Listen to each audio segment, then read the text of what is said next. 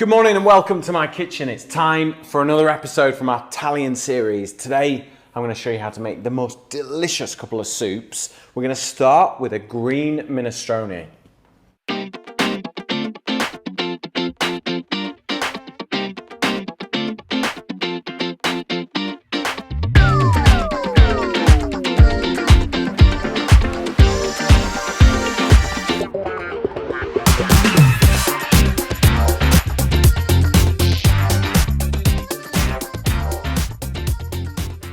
Right, green minestrone. So it's all inspired by that traditional minestrone soup, but we're going fully in with the green vegetables, okay? So first thing we need to do is get a pan on the heat. So I'm going to stick it on number 8 and get a little bit of olive oil in there just to get things going. And then we start with, all soups start with onions, don't they? So we'll get a little bit of onion in there. Let's turn that. So everything is chopped small because I'm not going to blend this soup. I want it to be quite chunky, okay? So in nice and finely diced onion. Rid of that bit. Now remember, if you want any of today's recipes, make sure you scan the QR code along the bottom, and that will take you to my website, which is petersidwell.com. All our recipes are on there and all the episodes. So every Saturday morning, UK time, 9 a.m, we go live. And if you want like a Facebook Messenger notification, just type in the messages free book in the comments, sorry, and it will automatically launch into Facebook Messenger. And it will allow you to go through the process, and it means I can send you a quick message on a Saturday morning and let you know we're going live. That is all it's for, okay? So in with our onions, and in return to say thank you, you get a little sneaky peek at our new cookbook, which we're working very hard on, aren't we, Emily? Yeah. So leeks, for me, they're half green, so they're going in. So cut it long ways, twice, and then we're just going to group it together with your hand like so, and then just shred the leeks up, and this will just add to that sort of savoury base flavour that you get from onions and leeks and things like that. Okay. I feel like this is an Emily kind of soup, this. Yeah, I'd say so. Green and virtuous and healthy and... Sometimes. It's a sometimes Yeah. me soup. When it's not Tuscan pork ragu. Yeah. You liked that one, didn't you? Yeah. We've got an incredible recipe. It's cingale, which is like a Tuscan pork ragu or wild boar ragu. It's traditionally made with. So good. Go find it on the Facebook page. It's really, really good. Okay, so let's just give this a little old stir. And it's always important to get a good pinch of salt into your pan, because that will draw the moisture out of your onions and allow them to caramelize and bring all the flavors. So we've got our leeks and we've got our garlic in there. Okay.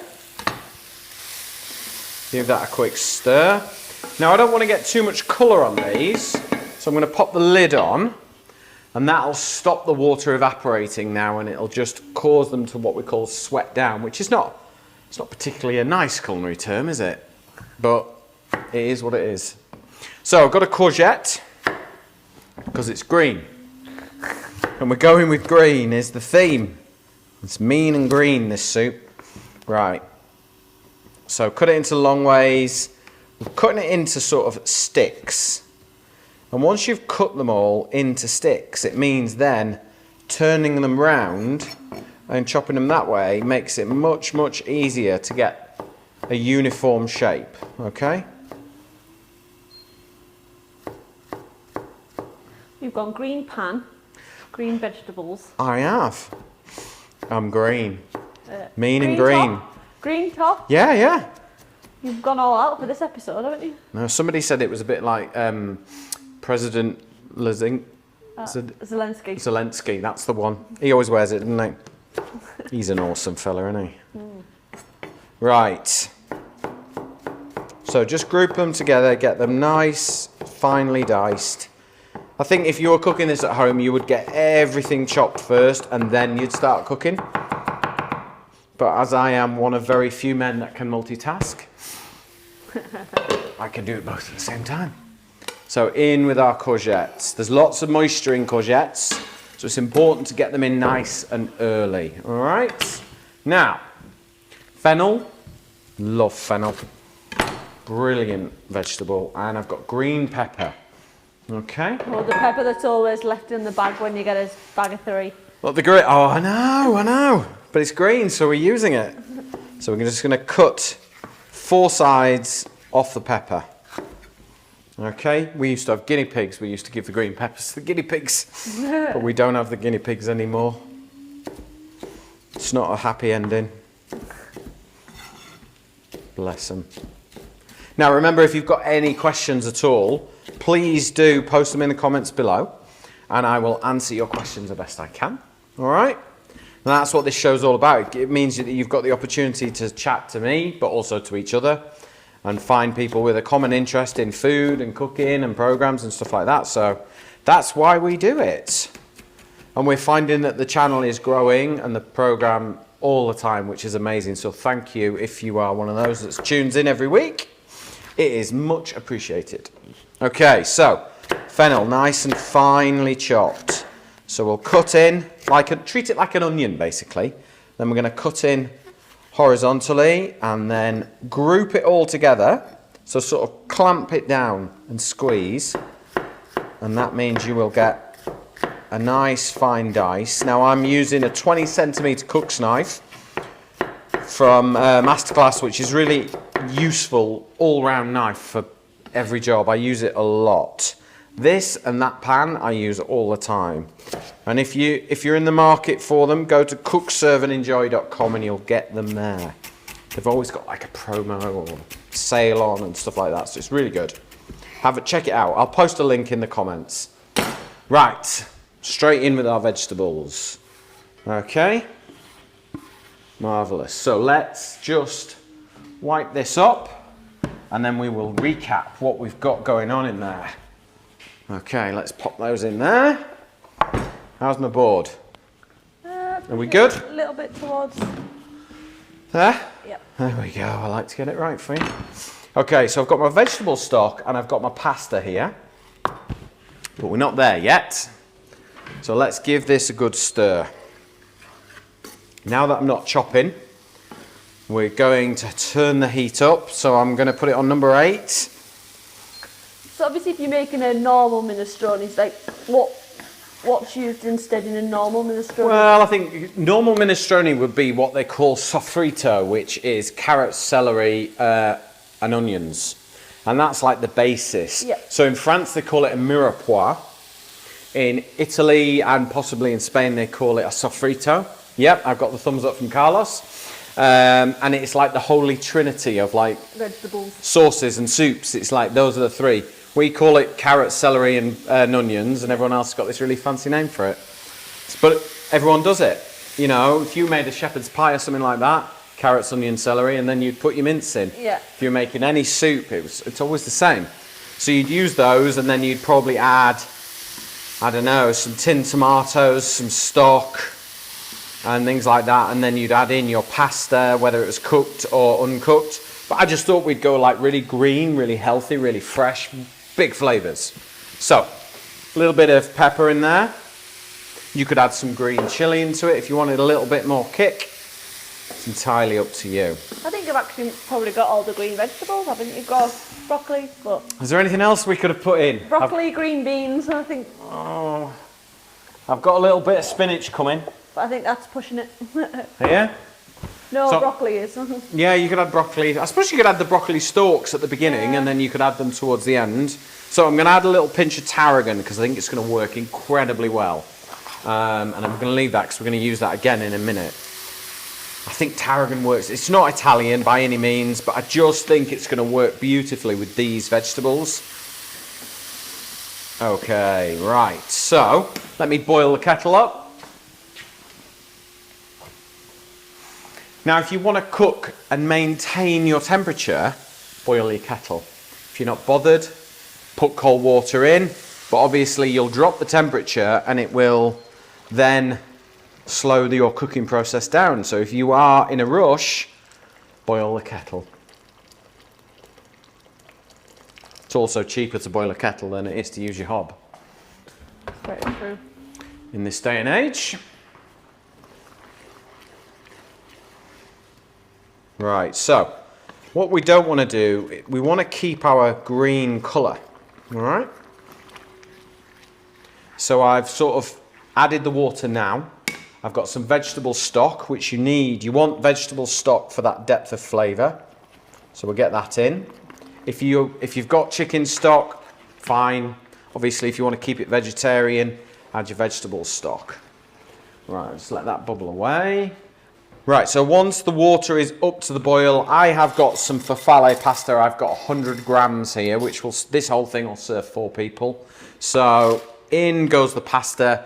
Use any dried pasta you want. You don't have to use broken up spaghetti or, you know, fusilli or farfalle or whatever you like, orecchiette, all sorts. Whatever you've got pasta, just... If it's big pieces, break it up. But if it's just normal pasta, pop it in. There we go. And now I'm going to put the lid on and we're going to let that cook. That's going to take about 9 minutes. When the pasta's cooked, the vegetables should be cooked and the soup will have sort of just mingled together and the starch will have released itself a little bit from the pasta. Makes it a little bit richer and creamier without adding any rich or creamy ingredients. The idea is that we make this really nice and healthy. So to now cut through that, I wanted to make something really delicious for you. So like a bit like a pesto, all right? So I've got some hazelnuts here. Delicious. They go really creamy when they blend. All right, so I've got a blender here and I've got some oil, olive oil. Here we go. So actually, normally I would add maybe a little bit of Parmesan or something like that, but you don't need to. You know, if you wanted this to be plant-based, completely healthy, clean, no dairy, no animal products, absolutely fine by me. Pinch of dried tarragon, because tarragon and hazelnuts work really well together. Okay, so we'll do that. I have got clove of garlic, in that goes. And then I have got some spinach. So this is baby spinach. So what you find with baby spinach is it's quite tender. Like fully grown traditional spinach. Doesn't work as well, but does work. And what you need to do is just, I've had it washing, you've got to squeeze out the moisture. And particularly because we're using it raw, okay? The water will be in there. And I would just make enough for what you need. I wouldn't like make loads for the fridge, okay? Because there's too much water in it. And you'll find that it'll oxidize quite quickly and it'll go off and you'll be messaging me saying, my pesto went off in 2 days' time, and it's because of the water content, okay? Right, pinch of salt in there. And then some black pepper. There we go, and then in with some olive oil. You could use rapeseed oil as well if you wanted to. Absolutely fine. Just enough to the surface. All right, and then I'm going to use my stick blender, and we'll just blend it together. Pull up the hazelnuts.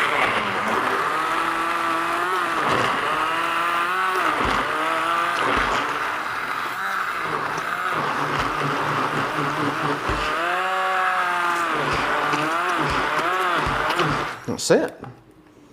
Quick that, wasn't it? Right, let's get rid of that.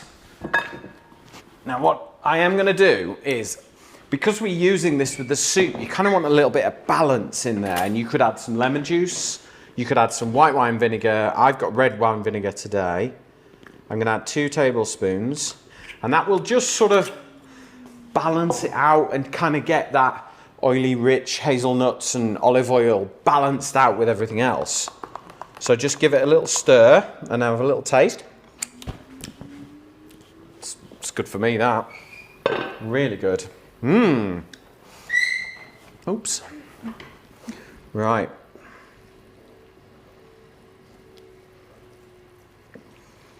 So we're just going to give that a little stir. Let's get a ladle. This soup is ready. Okay, so let me just bring this over. Give this a little stir. And the pasta's almost sort of thickened it a little bit because it's the starch that's come out of the pasta. And then we'll just have a little taste. Make sure. Ooh. Nice. Like that. I always surprise myself when you make a soup and you kind of think, is it going to be good? What am I going to have to do? Am I going to have to season it? I'm going to do this and that and the other. It's bang on that. I'm loving that. Right. Let's portion this soup up. This is like probably the healthiest thing I've ever made, Emily. Is it? Probably, isn't it? Oh yeah. Like you stick your butter and your olive oil and that in things. I've not put any butter in it yet. Doesn't need butter. Right, there is our soup. And then I want to finish it with this hazelnut tarragon style pesto. There we go. Beautiful. And then for that kind of silky finish, just put a little drizzle of olive oil, and it really doesn't need much, because then when you taste it, you'll get that sort of silkiness from the olive oil, and it'll be absolutely delicious. So if you want the recipe for our green minestrone with hazelnut and tarragon pesto, scan the QR code along the bottom. It'll take you to our website, and you'll get the recipe there. But next, it's time for another soup. Time for another Italian soup recipe. Now this one, Emily's a little concerned about, aren't you? A little bit. So this is a Tuscan bread soup, a tomato and bread soup.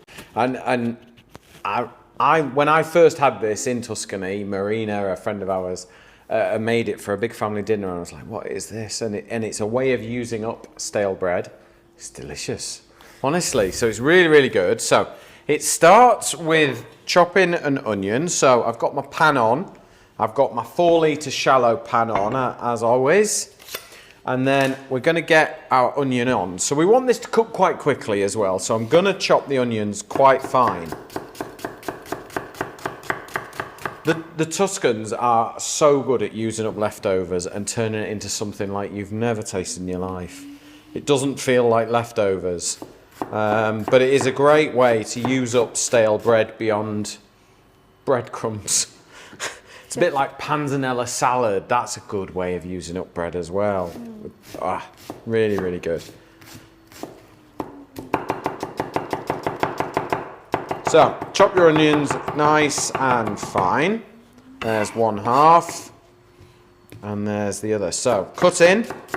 Not all the way through the onion. And then cut in horizontally.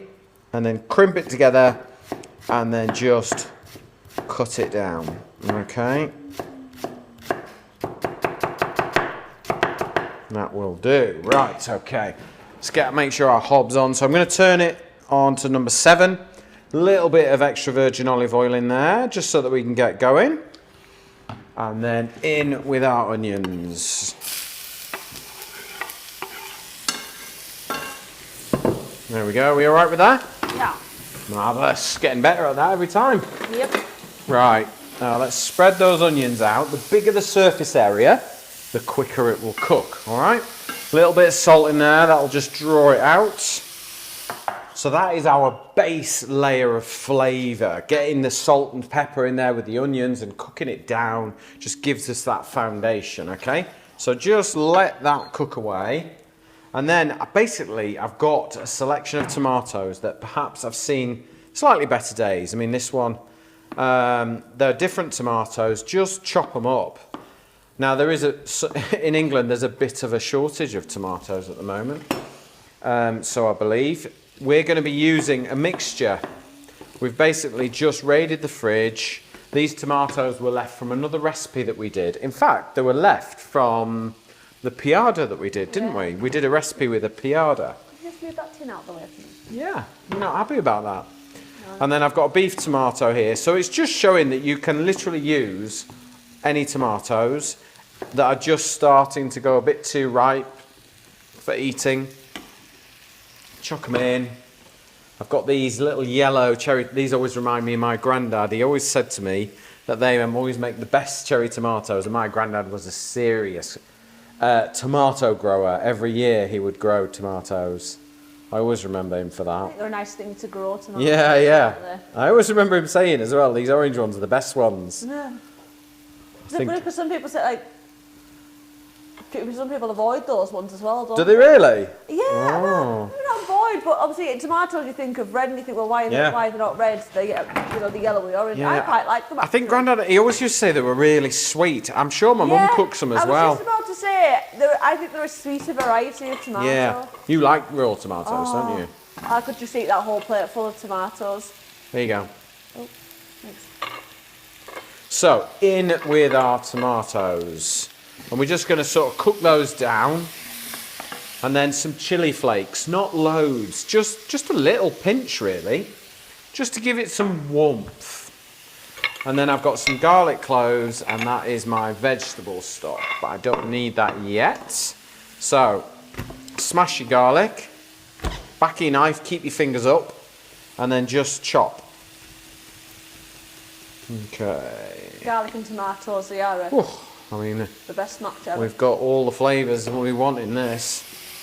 And it's important to get the raw tomatoes in at the beginning and just to break them down a little bit so that they give out their flavour before you start adding liquid. Okay?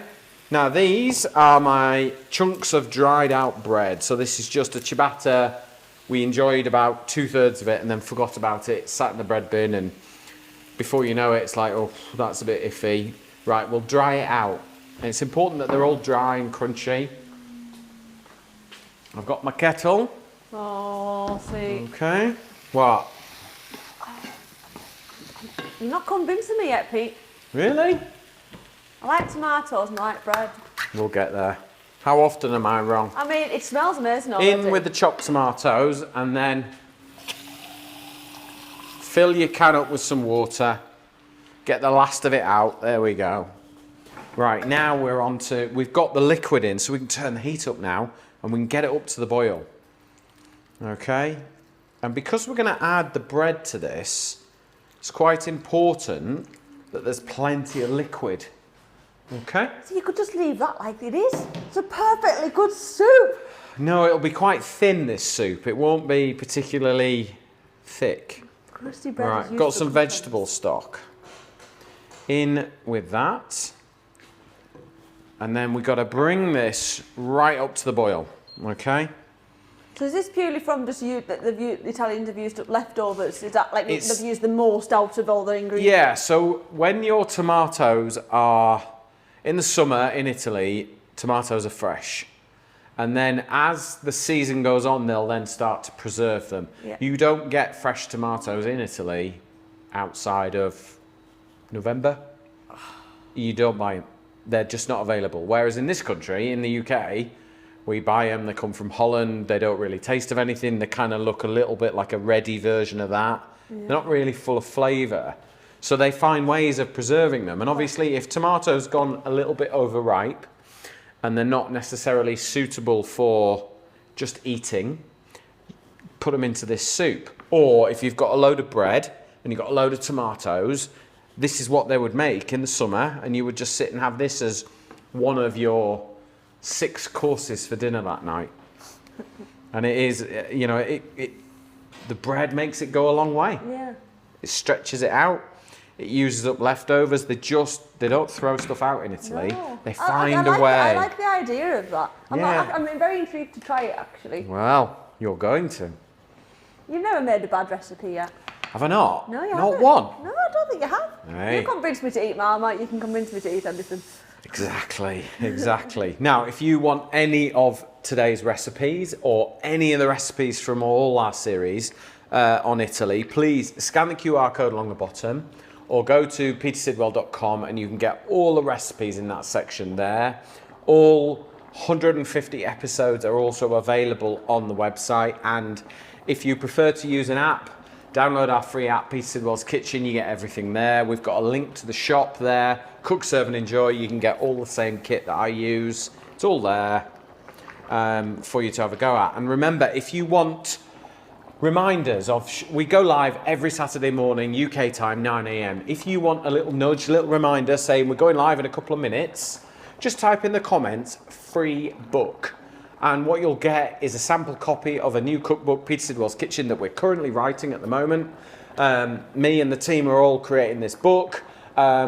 Just type in the comments, free book, and go through the instructions, and then you will get a little nudge message on Facebook Messenger 2 minutes before we go live, so you can join us and have a chat. Right. Here we go, Emily. So, tomatoes are just starting. The little cherry tomatoes are starting to go. Look, you can see how soft they've gone, how quick, all right?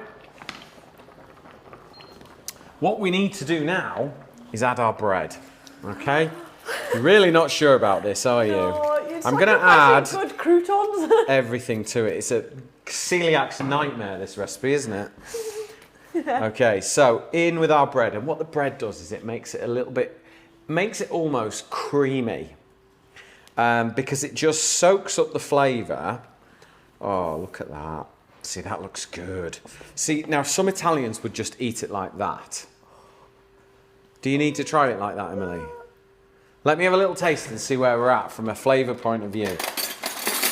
Okay. So why do you need to dry it out if it's got to absorb the liquid? Because if you don't dry the bread out, It literally just goes to mush. it just goes to mush instantly, and also it keeps a lot quicker if you dry it out. It keeps a lot longer.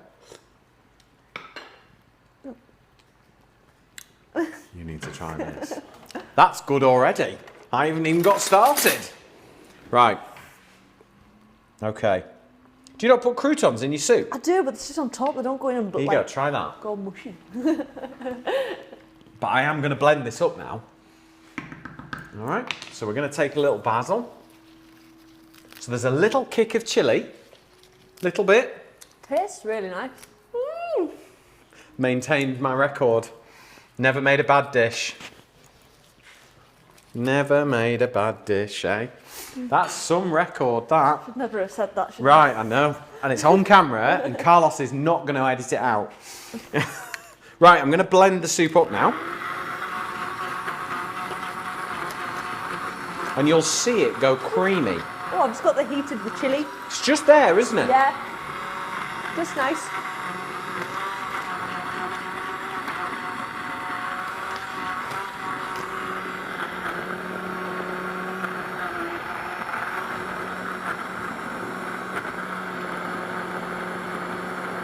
What you find as well is that the soup makes this, the bread makes this soup really nice and thick.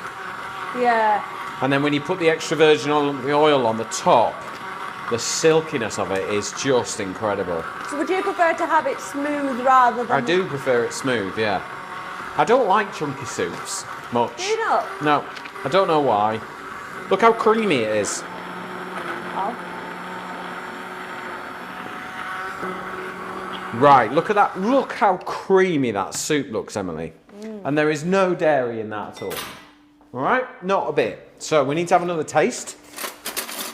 Make sure it's awesome.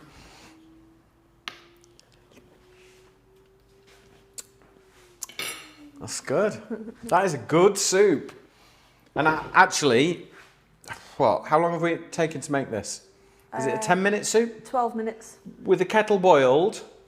So let's say 15 minutes total in going in the bowl. Not bad, that. Not too shabby, as my son would say. Not too shabby. Right, I need a ladle.